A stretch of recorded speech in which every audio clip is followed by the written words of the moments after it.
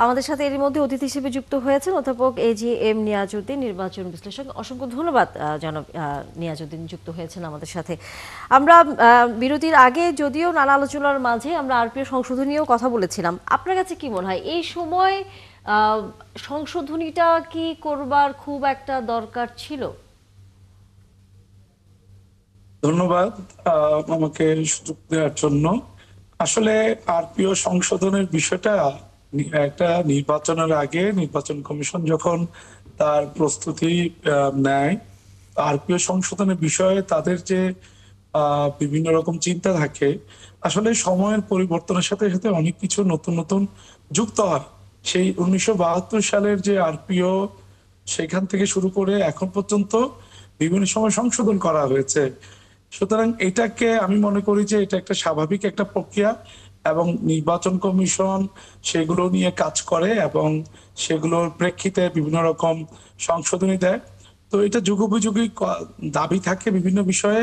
আর ইতোমধ্যে আপনারা জানেন যে নির্বাচন কমিশনের সংস্কার কমিশন কিছু পরামর্শ দিয়েছে, মতামত দিয়েছে, সেগুলোকে এখানে অন্তর্ভুক্ত করার চেষ্টা করা হয়েছে।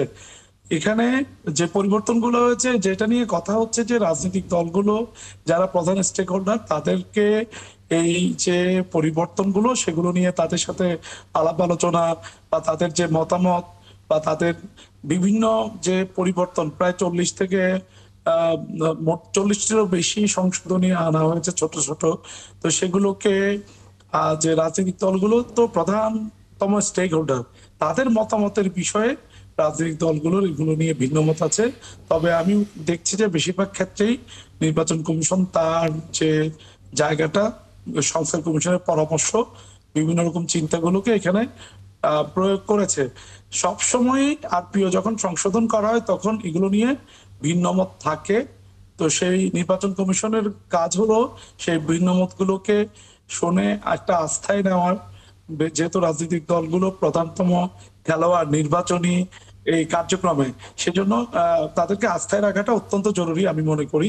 তো সেই জন্য নির্বাচন কমিশন সেক্ষেত্রে তাদের মতামত গুলোকে গুরুত্ব দিতে পারে, শুনতে পারে, এবং তাদের যে বক্তব্য সেগুলোকে উপস্থাপন করে সেগুলোকে জাতির সামনে সেই সেই উপহার মতামত দিতে দেবার পারে। সময় কি আছে, বা আপনার কাছে কি মনে হয় যে এখন ডেকে কি আরো কোনো সংশোধনী যদি প্রয়োজন হয় সেটা কি কথা বলা যেতে পারে? এটা আসলে নির্বাচন কমিশন শুরু থেকেই যদি করতো আসলে ভালো হতো, কারণ জাতীয় এই যে ঐকমত্য কমিশন এতদিন কাজ করেছে, নির্বাচন কমিশনও নির্বাচনের বিভিন্ন প্রস্তুতি নিচ্ছে। বিভিন্ন একদম তারা এই নতুন ভাবে যুক্ত হওয়ার পর থেকে গত 1 বছরের বেশি সময় ধরে তারা কাজ করছে। তবে এই বিষয়ে তারা যদি একটা ডায়ালগ করতেন এটা ভালো হতো। এর মধ্যে বিভিন্ন দল তার মতামত জানিয়েছে, তো সেগুলোকে কারোটা কারো মনোপুত হয়েছে, কারো মনোপুত হয়নি। এখন নির্বাচন কমিশন সেটা যদি রাজনৈতিক দলগুলোকে সংযুক্ত করত তাহলে ভালো হতো।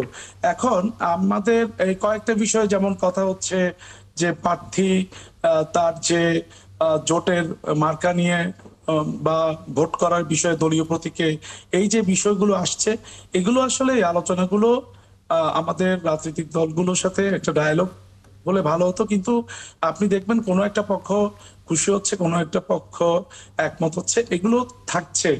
আবার জামানতের টাকাটা বাড়িয়ে দেওয়া হয়েছে আমরা দেখছি।